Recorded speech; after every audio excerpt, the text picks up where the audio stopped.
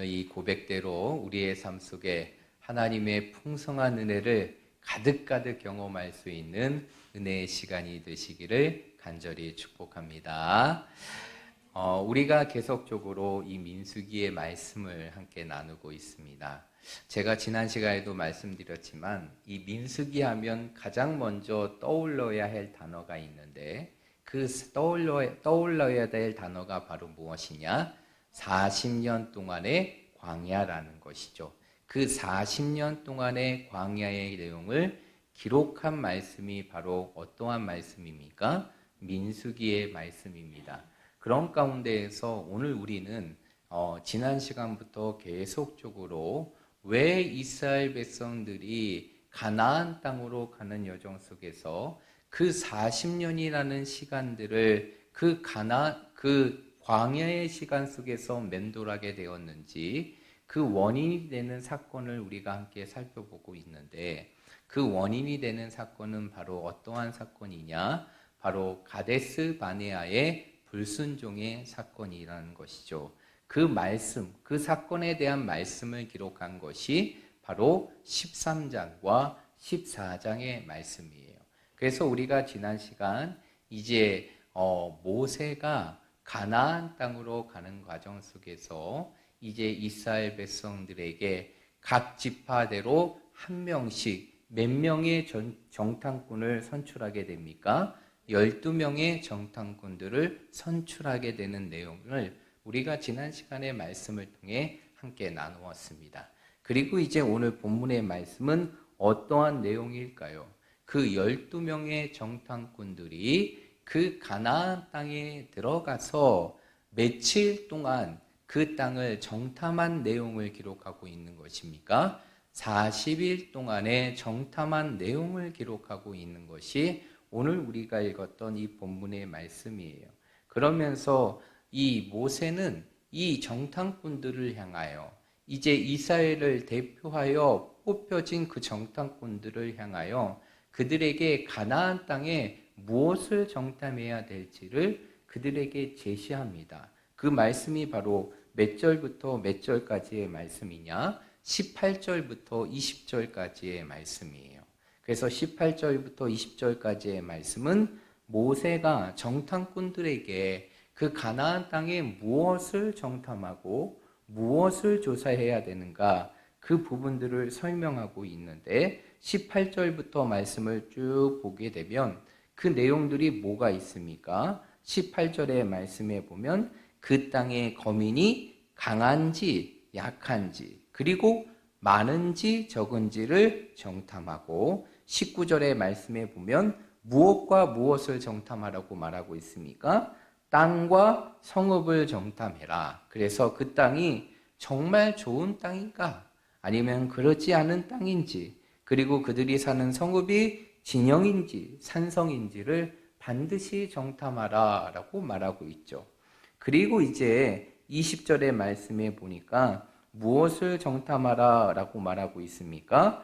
그들의 토지가 어떠한지를 정탐하라 라고 얘기하죠. 그래서 토지가 비옥한지 메마른지 또한 그 토지에 심겨진 나무가 있는지 없는지를 정탐할 것을 정탐꾼들에게 제시합니다.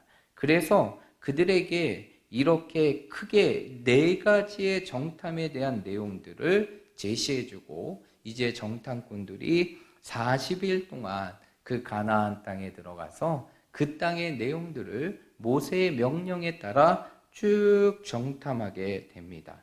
그리고 이제 오늘 23절의 말씀에 보니까 그곳에 정탐을 마친 모든 정탐꾼들이 그 가나안 땅의 풍요로움을 상징하는 무엇을 가지고 오게 됩니까?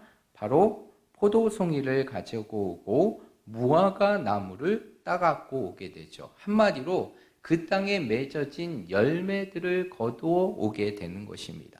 그러면서 이제 40일 동안의 정탐에 대한 기록을 설명하고 있는 것이 바로 오늘 우리가 읽었던 본문의 말씀인데요. 그러면 오늘 이 본문의 말씀을 통해서 오늘 이 시대를 살아가는 우리들이 우리의 삶 속에 기억해야 될 중요한 메시지가 있는데 그것은 바로 무엇이냐? 성도는 하나님을 의지할 때 뭐 할 수 있느냐?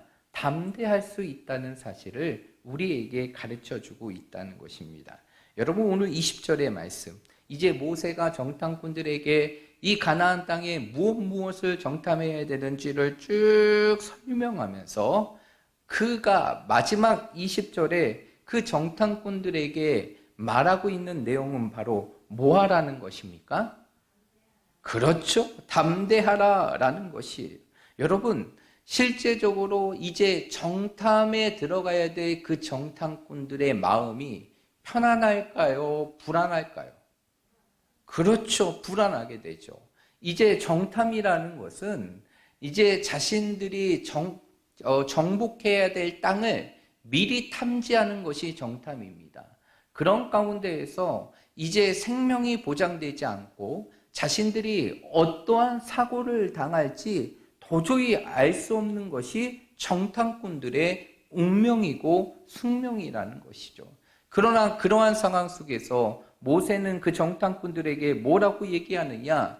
두려워할 수 있는 그 정탐꾼들에게 비록 하나님이 약속하신 그 가나안 땅이지만 여전히 이방의 민족이 살아가고 안악에 거대한 민족들이 살아가는 그 땅을 정탐해야 될 그 정탐꾼들에게 모세가 제시하는 말은 바로 무엇이냐?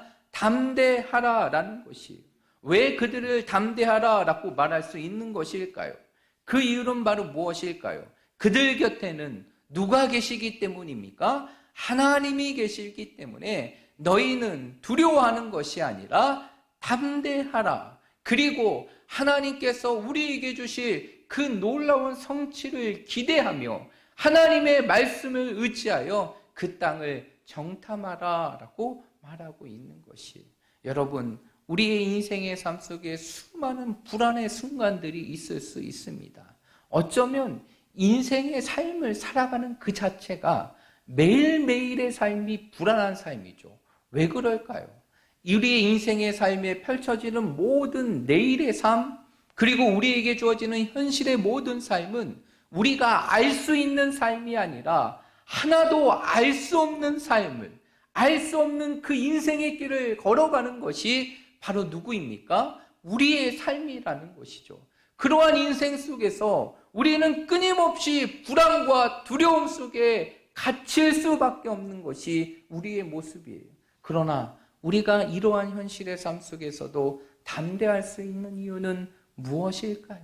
그것은 바로 우리가 아무것도 보이지 않고 알 수 없는 그 인생의 길을 걸어가지만 우리의 곁에 누가 함께 하심을 믿기 때문에, 하나님이 함께 하시기 때문에, 그 하나님은 우리의 인생의 삶을 이미 우리가 이 땅을 태어나기 전부터, 아니 이 세상이 이루어지기 이전부터 우리를 선택하시고 우리의 인생의 모든 길을 다 계획해 놓으신 분이 누구이시기 때문입니까? 하나님이시기 때문에 내 모든 인생의 길을 계획하시고 지금도 그 길을 인도하시는 그 하나님이 우리 곁에 있기 때문에 우리는 알 수 없고, 그리고 우리가 헤아릴 수 없는 그 인생의 길을 걸어갈 때 우리는 우리의 삶 속에서 어떻게 할 수 있는 것입니까? 담대할 수 있는 것입니다.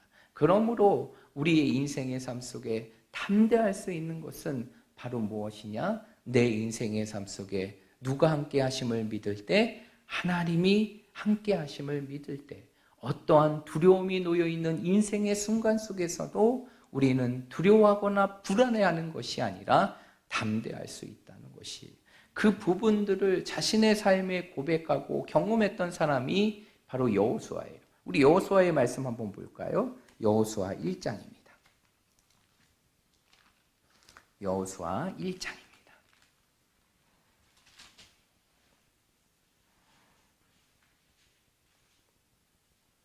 1장 9절의 말씀입니다. 여호수아 1장 9절의 말씀. 우리 다 함께 읽어보도록 하겠습니다. 시작.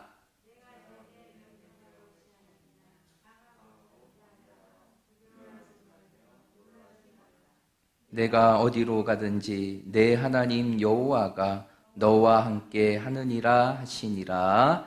아멘.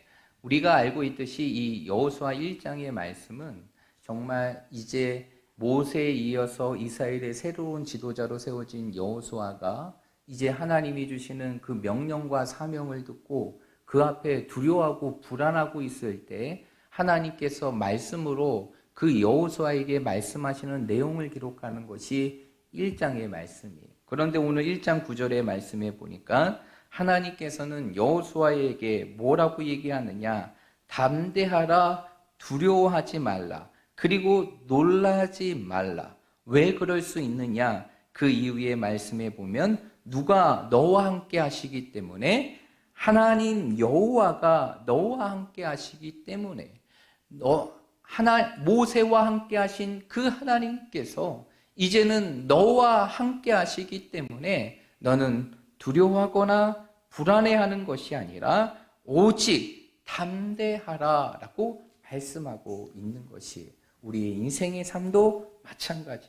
우리의 삶 속에서 불안하지 않을 수 있는 것은 내가 무엇인가를 갖추었기 때문에 불안하지 않는 게 아니에요.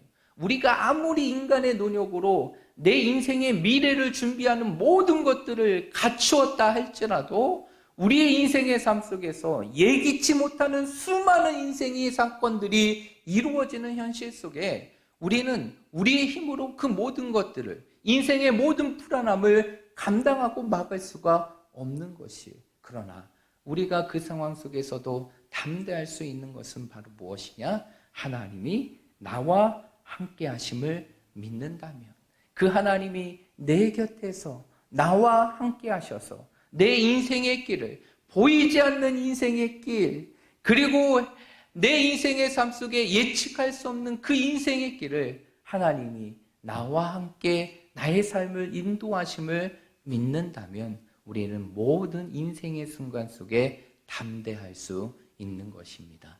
그러므로 우리 사랑하는 모든 성도들이 이 인생의 과정 속에서, 아무것도 보이지 않는 인생의 과정 속에 우리가 반드시 기억해야 될 것은 바로 무엇이냐? 하나님은 언제나 우리와 함께 하신다.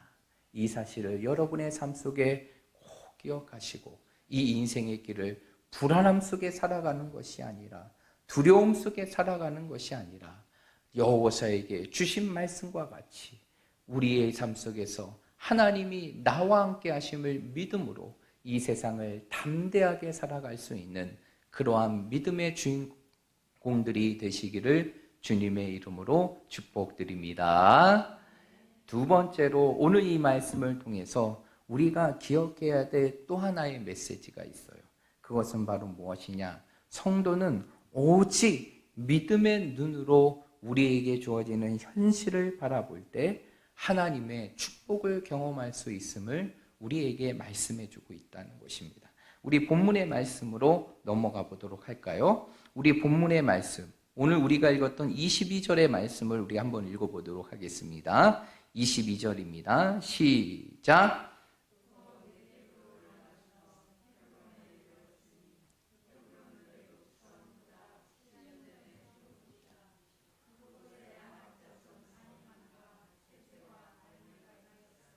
네, 22절의 말씀은 그 가나안 땅에 어떠한 민족이 살았는가, 그 부분들을 소개하고 있는 것이 22절의 말씀이에요.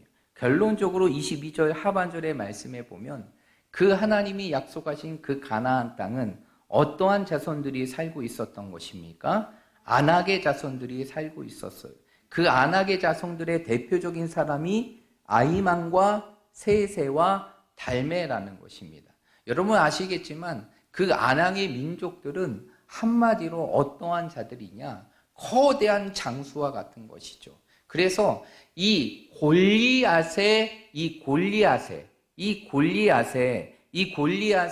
조상이 되는 것이 아낙의 자손이다라고 얘기합니다. 그래서 골리앗은 아낙의 후손이라고 말할 정도로 그 당시 아낙의 자손은 키도 크고 강한 족속일 뿐만 아니라 높은 산악지대 가운데 거주하면서 모든 나라들과 민족을 정복하는 그러한 민족이 아낙의 자손이었어요. 그런데 중요한 것은 무엇이냐면 그러한 아낙의 자손, 그 가나안 땅에 들어갔더니 그 가나안 땅에 어떠한 민족이 있는 것입니까? 이러한 거대한 아낙의 민족이 있다라는 것이죠. 그런데 오늘 22절의 말씀과 달리 23절의 말씀을 보게 되면 하나님께서 그 땅에 무엇을 보여주십니까? 풍요로움을 보여주세요. 23절의 말씀에 보니까 에스겔 골짜기에 이르러 거기서 포도송이가 달린 가지를 베어 둘이 막대기를 꿰어 매고, 여러분 그 땅이 얼마나 풍요로운지 그 포도송이를 달린 가지를 뗐는데 그것이 장정 한 사람이 맬 수 없을 정도로 거대한 양이었다는 것이죠. 그리고 또 그 이후의 말씀에 보니까 석류와 무화과를 따고 정탐꾼들이 다시 이스라엘의 진영으로 돌아오게 됩니다. 여러분, 이렇게 두 가지의 내용들을 정말 성경의 말씀을 통해서 구분지어 보여주는 이유는 무엇일까요? 이것은 무엇일까요?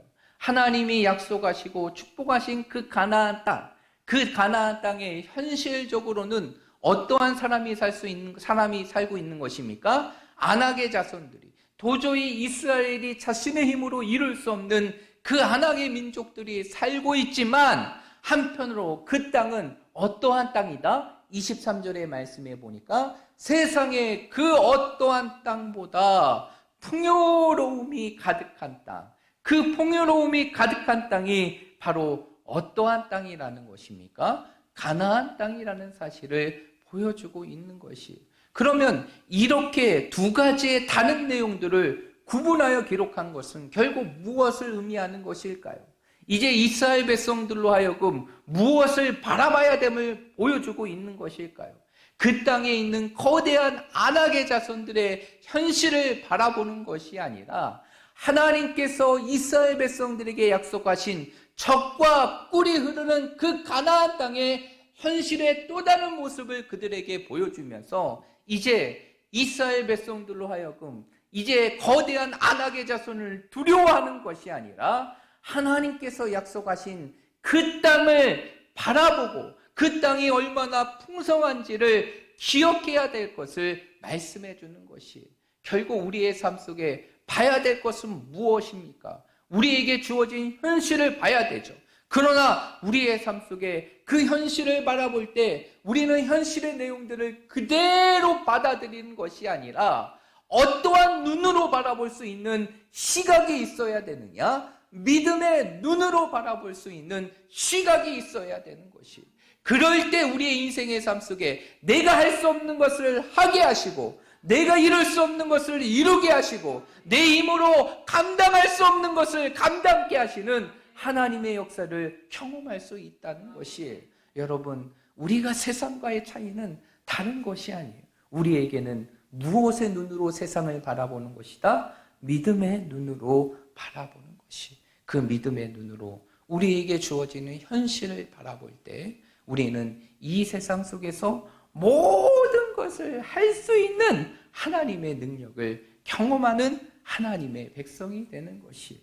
그래서 사도 바울은 빌립보서 4장 13절의 말씀에 보면 뭐라고 얘기합니까? 주 안에 있는 모든 자들에게는 감당하지 못할 것이, 능히 하지 못할 것이 없느니라 라고 말씀하고 있어요. 우리의 인생의 삶 속에 믿음의 눈으로 우리에게 주어진 현실을 바라본다면 우리는 우리의 삶 속에서 모든 것을 하게 하시는 그 하나님의 능력을 경험하며 살아갈 수 있는 것입니다. 여러분, 현실의 삶이 어렵고 힘드십니까? 계속적인 코로나라는 이러한 질병으로 인하여 마음도 육신도 지쳐가고 있습니까?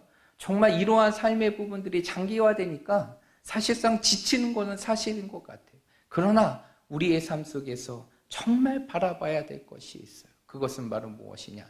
이 세상의 삶, 지금의 현재의 삶이 너무나 고단하다 할지라도 하나님께서 반드시 이 모든 것을 우리의 인생의 삶 속에 물러가게 하시고 이 질병의 끝을 보게 하셔서 우리로 하여금 하나님의 영광을 보게 하신다는 것이, 그것을 우리가 알고 우리가 그 영광을 누리기 위해서는 우리의 삶 속에 하나님께서 하신다는 그 믿음의 모습이 있어야 되는 것이에요. 여러분, 나를 바라보면 실망할 수밖에 없죠. 나를 바라보면 기대할 수 있는 것이 없어요. 왜? 나는 너무나 부족하니까. 그러나 나와 함께 하시는 그 하나님을 바라보는 믿음의 눈으로 산다면 우리는 세상의 모든 것을 이룰 수 있는 하나님의 사람이 될 수 있는 것입니다. 하나님은 지금도 우리를 통해서 그러한 일들을 꿈꾸고 계십니다. 준비하고 계세요. 이제 우리가 믿음의 눈으로 그것을 바라본다면 하나님께서 주실 수 있는 모든 것들을 준비하고 계십니다. 우리 사랑하는 모든 성도들이 이 어려움 속에서 단순히 눈에 보이는 현실의 모습을 보고 좌절하고 절망하고 힘들어하는 것이 아니라 그 믿음의 눈으로 하나님께서 우리에게 허락하실 그 놀라운 역사들을 날마다 기대하면서 주님 안에서 모든 것을 하게 하는 그 하나님의 역사를 우리의 삶 속에 경험하고 체험하고 그 은혜를 누리며 살아갈 수 있는 믿음의 성도들이 되시기를 주님의 이름으로 축복드립니다.